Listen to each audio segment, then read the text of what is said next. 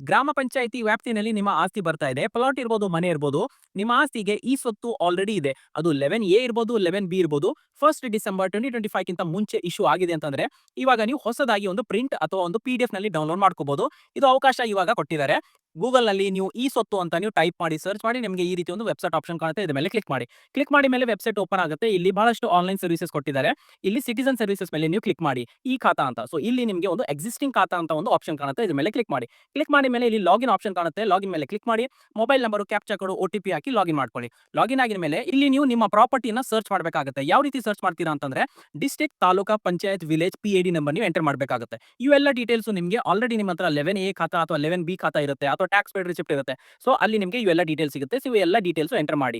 Search ಅಂತ option ಇರುತ್ತೆ. Search ಮೇಲೆ ಕ್ಲಿಕ್ ಮಾಡಿ. ಸರ್ಚ್ ಅಂತ ಕ್ಲಿಕ್ ಮಾಡಿದ ತಕ್ಷಣ ನಿಮ್ಮ ಆಸ್ತಿ ಇಲ್ಲಿ ಈ ರೀತಿ ತೋರಿಸುತ್ತೆ. ಸೊ ಇಲ್ಲಿ ಒಂದು ಆಪ್ಷನ್ ಇದೆ, ನ್ಯೂ ಪ್ರಿಂಟ್ ಅಥವಾ ಪ್ರಿವಿಯಸ್ ಪ್ರಿಂಟ್ ಅಂತ. ಸೊ ನೀವೇನ್ ಮಾಡಬೇಕು, ನ್ಯೂ ಪ್ರಿಂಟ್ ಮೇಲೆ ಕ್ಲಿಕ್ ಮಾಡಬೇಕು. ಕ್ಲಿಕ್ ಮಾಡಿದ ತಕ್ಷಣ ₹50 ಪೇಮೆಂಟ್ ಮಾಡಬೇಕು ಅಂತ ತೋರಿಸುತ್ತೆ. ಸೊ ಓಕೆ ಅಂತ ಪ್ರೊಸೀಡ್ ಆಗಿ. ಪ್ರೊಸೀಡ್ ಆಗಿ ಮೇಲೆ ಇಲ್ಲಿ ಬಿಲ್ಲಿಂಗ್ ಡೀಟೇಲ್ಸ್ ಇಲ್ಲಿ ಎಂಟರ್ ಮಾಡಬೇಕು ಅಂಡ್ UPI ಮುಖಾಂತರ ನೀವು ₹50 ಪೇಮೆಂಟ್ ಮಾಡಬೇಕು. ಸೊ ₹50 ಪೇಮೆಂಟ್ ಸಕ್ಸೆಸ್ಫುಲ್ ಆಗಿದ್ಮೇಲೆ ನಿಮಗೆ ಈ ರೀತಿ ಒಂದು ಪೇಜ್ ತೋರಿಸುತ್ತೆ. So automatically within seconds redirect ಆಗುತ್ತೆ ಪೇಜ್ ಅಂತ ತೋರಿಸುತ್ತೆ. ಸೊ ಈ ಪೇಜಿಗೆ ನೀವು ರೀಡೈರೆಕ್ಟ್ ಆಗ್ತೀರಾ ಅಂಡ್ ಆಟೋಮೆಟಿಕಲಿ ನಿಮ್ಮ ಹೊಸದಾಗಿ ಹೊಸ ಪ್ರಿಂಟ್, ಹೊಸ PDF ನಲ್ಲಿ ನಿಮ್ದು ಖಾತಾ ಡೌನ್ಲೋಡ್ ಆಗುತ್ತೆ.